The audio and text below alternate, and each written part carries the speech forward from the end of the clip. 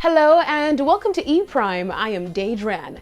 Coffee trended over the weekend as her new single Pressure created a buzz after it was officially released on Friday.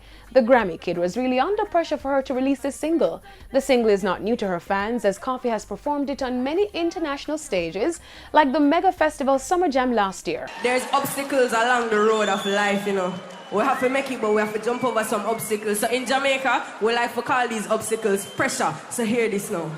Under the pressure, yeah, under the pressure. If you're poor, you'll be taken when you're rich in the second away. All under pressure, my friend. Sometimes when you feel it, you cry, hurt your heart, but you don't make it stress. Fans were also introduced to Pressure as she partnered with luxury brand Tom Brown.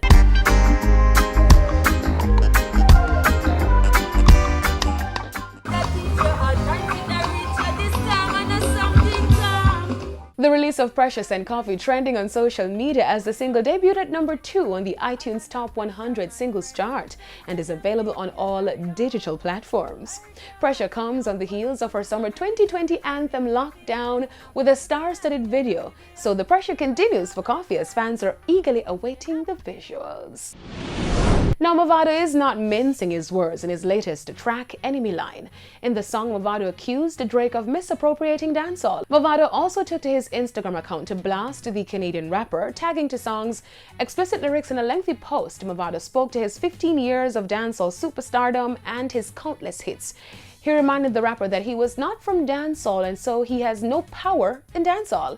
He said, quote, "Everybody know who introduced you to dancehall, so don't feel like you can come disrespect the gully," end quote. Mavado's Drake Popcorn diss track is in response to lyrics in the Only You freestyle where Drake referred to popcorn, Gaza, and cassava. The Gaza Gully feud has been reignited as Enemy Lines currently sits at number 2 on YouTube.